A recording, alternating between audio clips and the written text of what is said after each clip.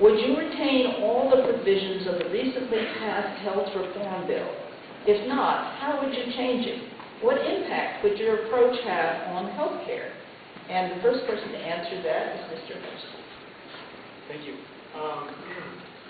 The recent health care bill is going to be a boon for the insurance industry. We already spend in this country $2 trillion on health care. That's more than twice as much per capita as any other industrialized nation. My plan would be for a single-payer system. We want free universal health care for all. If you took that, and if you did that, we could reduce our spending by, cut it in half, and we would have an extra $1 trillion. So, you know, as it stands now, we're going to be forced to pay for health care. I think that's wrong, and I think that we need to push forward closer to a single payer system. Thank you. Mr. Larson? To do away with pre-existing conditions, to no longer have insurance policies rescinded, to make sure that medical care costs were capped so that nobody would go bankrupt or lose their homes because of an accident or a medical illness, to make sure that every child in this country cannot be denied access to health care because of a pre-existing condition, to make sure that we provided an opportunity for kids to stay on their parents' policies to age 26. All were a great start to what is going to be vastly improved as we move forward. For more than 100 years, Democrats and Republican presidents have tried to pass health care for the American people. With more than 51 million of our fellow citizens without access to health care, it was an incredible effort to get this done. Now, whether you agree or disagree, whether you think that we didn't go far enough or that we went too far, the fact of the matter is we acted in a crisis that everybody recognizes needed action. I'm proud of what we were able to accomplish. Once again, I think Congress has failed.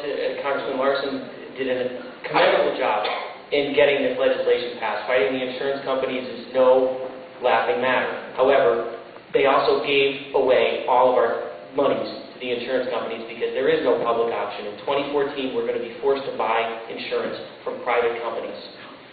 If we're going to do that, then what else can we mandate that private corporations can get us to do? For me, again, health care is a fundamental human right. Once Congress recognizes that health care is a fundamental human right, then we're going to have to reduce the Medicare age of eligibility from 65 to 0. Thank you. Well, I certainly applaud the goals of the health care legislation to improve the quality of health care, lower health care costs for all Americans. Absolutely wonderful goals. My problem is that this health care legislation is going to push even larger problems onto the next generation because it does nothing to lower health care costs. And we're starting to see evidence of that right now as more and more of the insurers are asking for outrageous rate increases simply because of the mandates imposed by this bill. We just saw Anthem come out with a 47% suggested increase this week. And previously, several other insurance had also submitted increases that were significant. And the reason for that is this health care bill mandates higher levels of coverage that some people may not even want or need. We need to repeal the health care bill and replace it with real health care reform.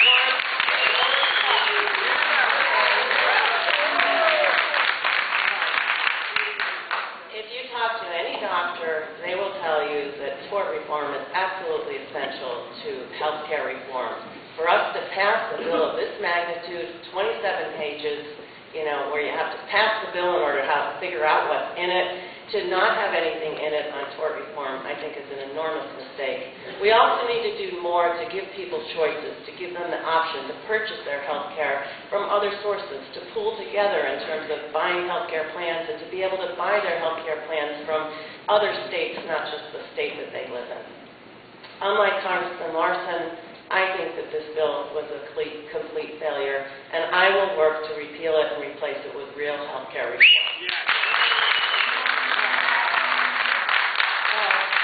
Well, just to say, did we get a chance to rebut that? Mr. Larson. Well, first of all, if you look on page 382, and you'll find out that, yes, in fact, there is tort reform in this. First, through a presidential executive order. Secondly, providing every single state with the funding to make sure that they look at alternatives to tort. We acknowledge the fact that we have to deal with defensive medicine and wanted to make sure that it was included in the bill. As is included on page 82 in the bill, to address the issue of being able to sell across state lines. All states can enter into agreements with one another in order to lower the cost of insurance. But this is fundamentally where we agree. People elections are about a difference and about where you stand with people. I'll never forget that smile on Emily's face when we came to the Connecticut Children's Hospital for somebody who desperately needed the kind of care that is provided in this legislation. The standing ovation that she got. The pediatricians that greeted us and said, "Thank you so much for finally doing something in this very difficult of times." Healthcare was out of control. 20% of the nation's gross domestic product spent on health care. The closest nation in the world to us was 10%, and that's Switzerland.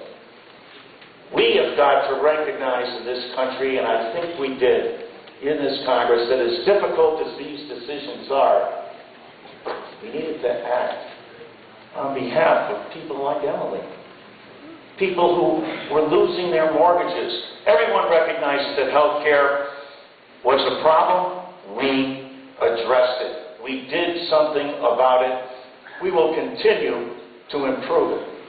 Thank you. Is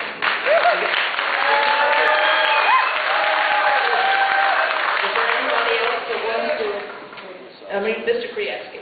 Can I just ask people to please be quiet? It's disrespectful, not just to myself, to Mr. Hutchinson, Ms. Brickley, or Congressman Larson, when you cheer. The League of Women Voters specifically asked you not to cheer, and please respect that. Thank you. Okay.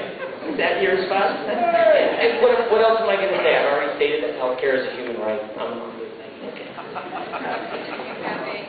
Quickly, yeah. I just want to say that John Larson, one of the second largest contributors are the insurance companies. And it was the insurance industries who actually wrote this legislation. And now we see increases of 11%. Well, it's no surprise there. And the Republicans are no different. Their type of reform is also going to be a boon for the insurance industry. So I think what we need to do is get rid of all of that and then put into place a system that considers health care a right and not a privilege, a single-payer system. The health insurance industry did not write this bill. I'm terribly offended by that. But more than $1.4 million a day was spent lobbying against the passage of this bill that we passed.